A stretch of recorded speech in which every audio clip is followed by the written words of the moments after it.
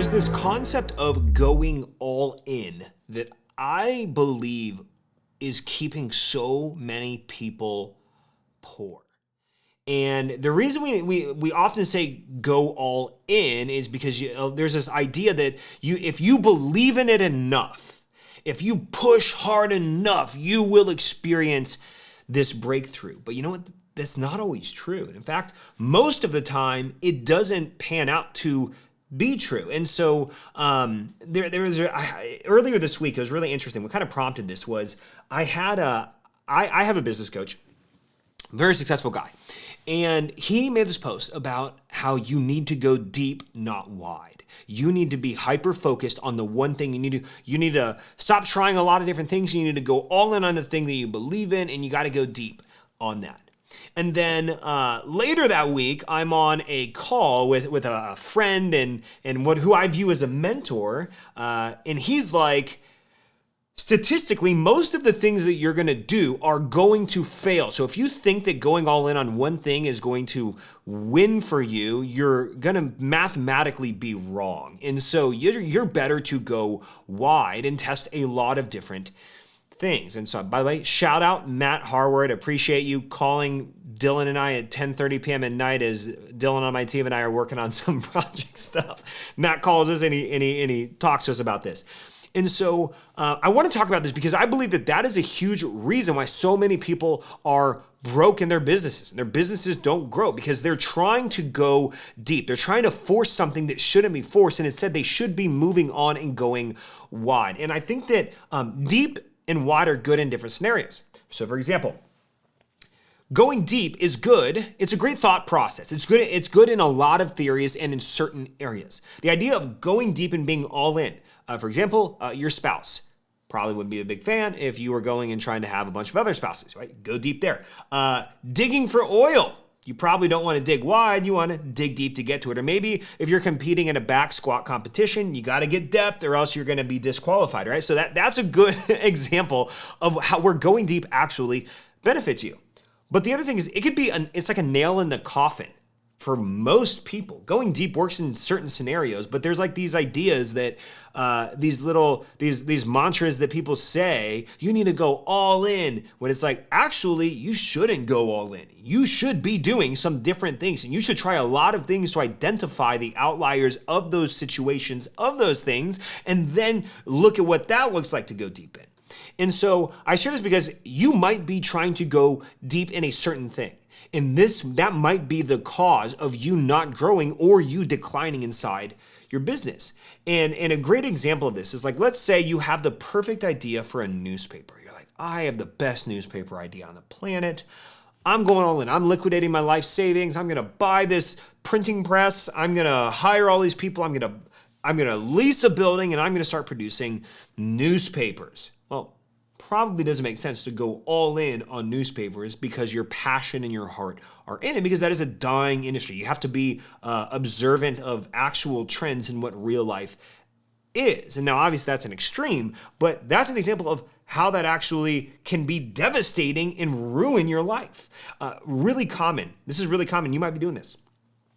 What I often see is most people in this scenario, they go all in on one product, and that might be one funnel that they go all in on. It might be a one marketing thing that they do. It might be they go all in on inventory buying that one product. So if you go all in on one product, you have to remember, you have to have a funnel for that product. You got to work the entire customer journey, maybe all the post-purchase emails and things that go with it, all the marketing collateral, the management of those campaigns, and then you have to buy that product deep if you're actually housing inventory.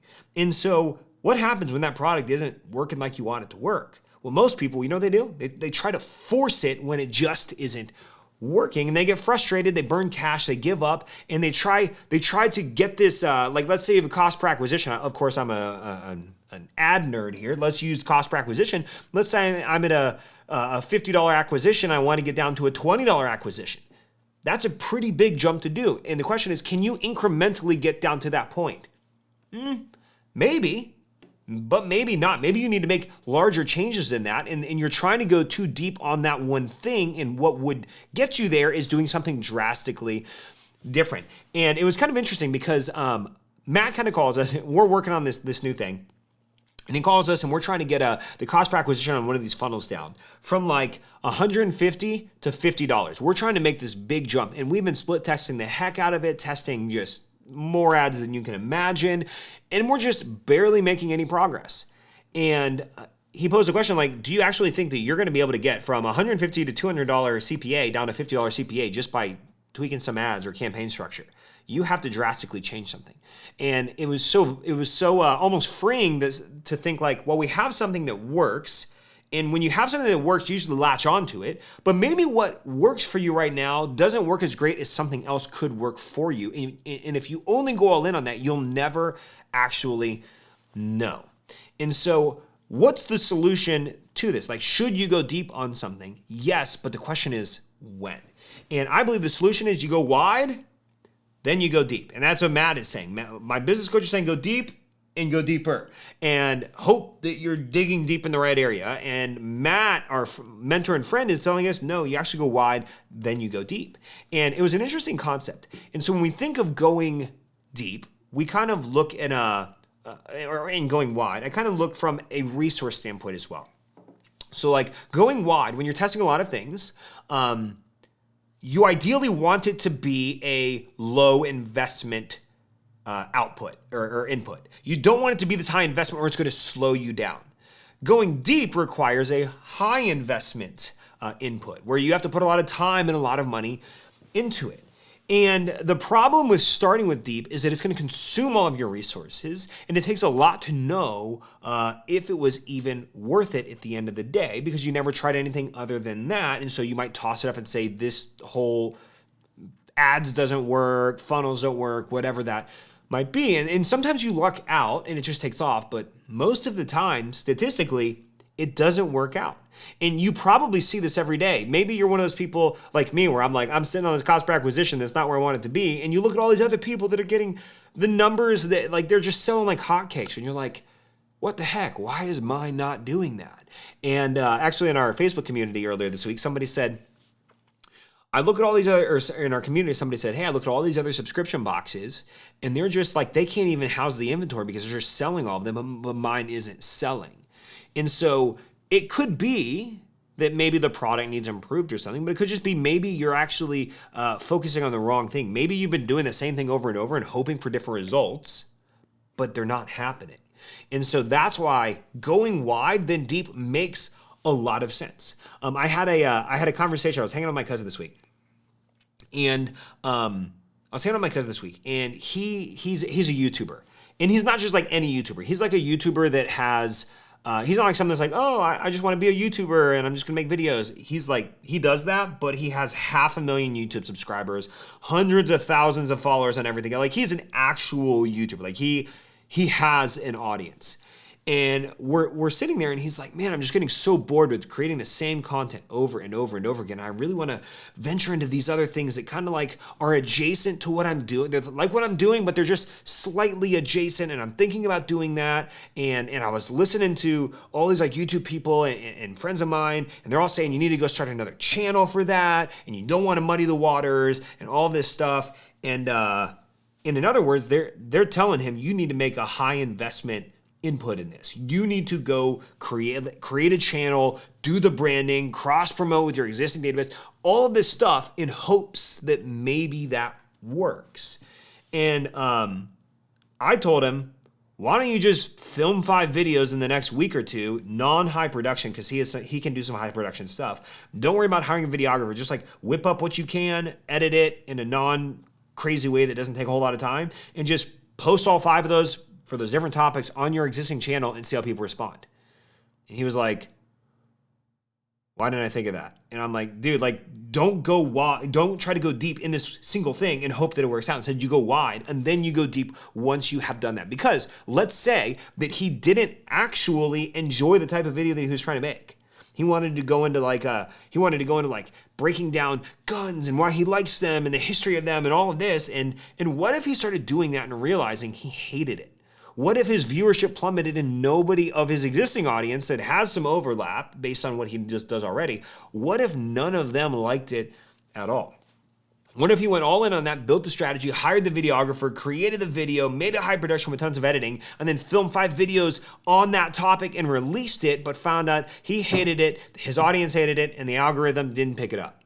And so there's this idea that you have to go all in. And I'm posing the question, is that actually true, or is that just being vomited down from so many people after people after people? And there's certain areas again in your life that you do want to go all in, but there are others that you really don't. And so I believe this solution is actually go wide. Once you find the wide that works, then you go deep. You invest resources in it and you optimize the heck out of it. And so where is this kind of practical for you? And maybe you're listening, you're watching, and you're like, where's this actually practical for me? There are 2 common areas in business I believe you really need to do this, particularly in the e-commerce space. I believe this is everywhere, but particularly in e-commerce because that's the lens in which we view things through at the Ecommerce Alley. 2 main areas you need to consider and ask yourself the question, am I going deep when I should be going wide? And that is your products that you're advertising and your ads. Those 2 things. Those will move the needle in absurdly great ways for you if you do it right. And so for products, all in on one might be the thing that's keeping you back. You might have gone all in on your bestseller, and maybe you haven't tested a lot of other products. And so you keep investing loads of resources in it without asking like, hey, what if I had another product that I could just achieve much better results or the results I want to achieve much more efficiently for much lower costs?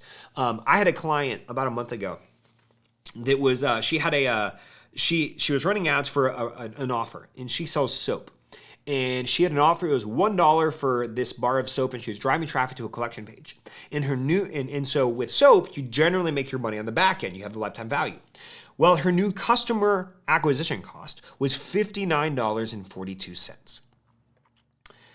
She then decided, instead of doing this collection and doing what I've been doing forever, I had posed a question, well, what if we did something different and you had some samples and you repackaged it? Well, she repackaged this into 5 sample bars of soap for $10. So she actually was making $2 per soap, and they were buying 10, and then of course people bought more. Well, her cost per acquisition, by that shift of instead of like, here's a collection, buy all these things, or choose what you want for $1, it was, here's the pre-built package of 5 cents that I have selected, and it is $10. Her new customer acquisition cost went from $59.42 to $9.18. Now, she had been running the first offer for a very, very long time to that page, her entry point of the collection, and had run that was her core evergreen offer. She'd been running that. Ads and testing ads and structures and doing everything, and just only could incrementally get the actual acquisition costs down. So what had to happen was there had to be a shift going wide and then finding the thing that was different than what you've been doing that suddenly made the 80% decrease in CPA. And so products are something you need to ask yourself, am I going all in on this? What would happen if I determined how much I'm willing to allocate to some other products, to test some other things? Could those be the thing that takes you from where you are right now to where you want to be in the fastest time possible? So that's the first thing. The second thing in common area you need to look at this is your ads. And so most people, here's what most people do. They create a campaign, they put 2 to 3 ad sets in there, and then they, a lot of times, will launch a dynamic creative ad. They'll just upload a couple creatives they whipped up, a couple headlines they just wrote, a couple primary text, and now they're called flexible ads, but they would just put it in a campaign and just kind of hope it works. They'll launch it, and it will take weeks, it will cost thousands of dollars to identify any winners, and that's if they can even identify them. And maybe you're doing that. Now, I call this the more traditional way of ad testing and finding ads that actually work, is you just like whip some things up and you just go like launch a couple of them.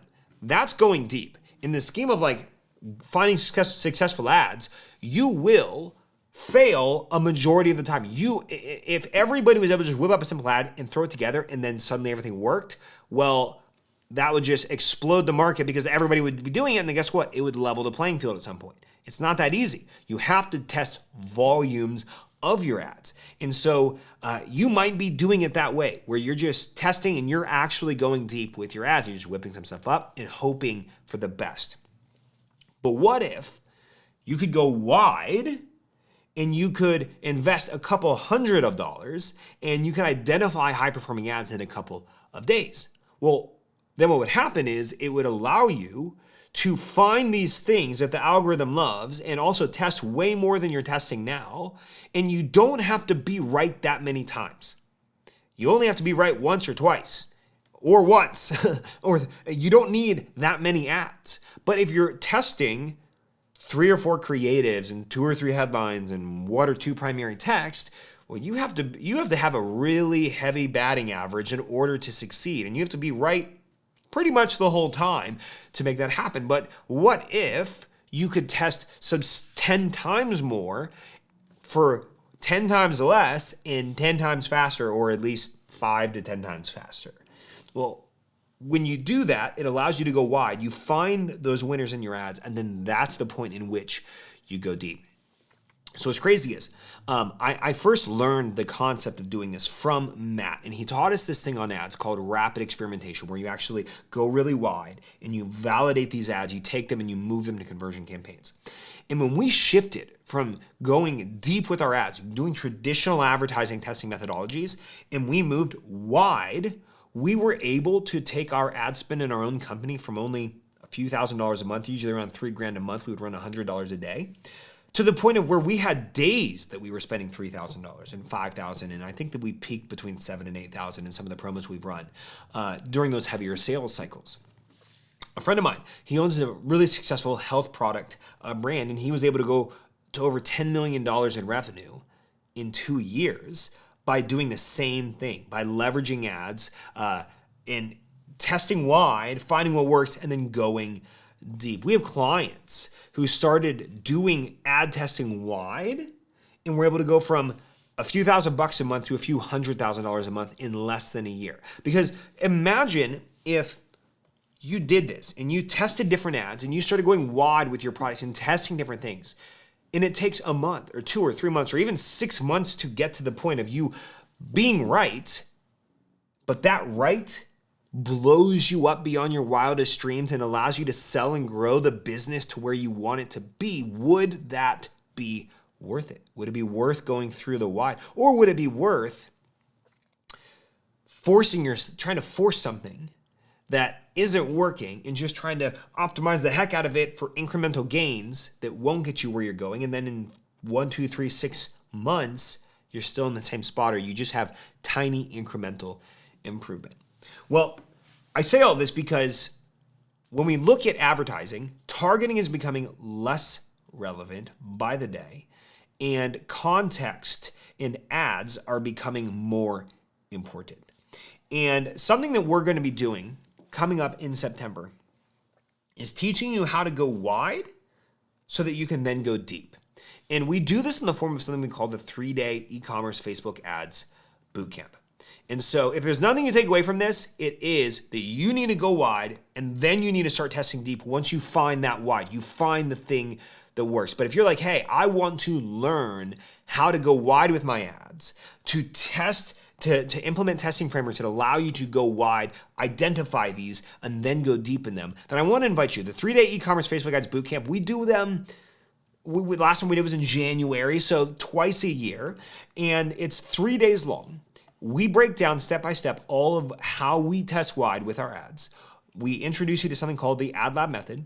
And by the end, essentially, you're going to be able to build, launch, and test ads going wide using that framework that will then allow you to move in and start driving conversions with them without going deep and just kind of hoping and praying that things pan out. We have a private Facebook group that goes with it. You get feedback during the entire week while we do this boot camp. You get workbook, we have bonuses. We've had over 5,000 e-commerce business owners go through it of all shapes and sizes. Personally, I wish we had access to this stuff sooner than we did, but hey, we learned it when we did, and it's changed our lives and our business as a result. So if you're interested in saying, hey, how do I learn to go wide with my ads? How do I learn better ad testing frameworks that can really allow me to scale? It's $27. 3 days, tons. We have additional sessions. We have Q&As. Click the link in the description. Check that out. We are doing something that we've never done before, and that is buy a ticket, gift a ticket. So if you buy a ticket, you'll be able to actually gift a ticket to somebody of your choosing to attend this bootcamp. And so if you're interested in, if this is resonating, you're like, Josh, I've gone all in on something, whether it's a product or an ad, and I can't get this to work, then I encourage you, check it out. We're gonna show you how do you actually not go all in on one ad or two ads, and instead say, how do we spread wide? How do we find these outliers? How do we take these and assemble these so that way you can go deep, drive conversions, and really achieve the results that you want to achieve.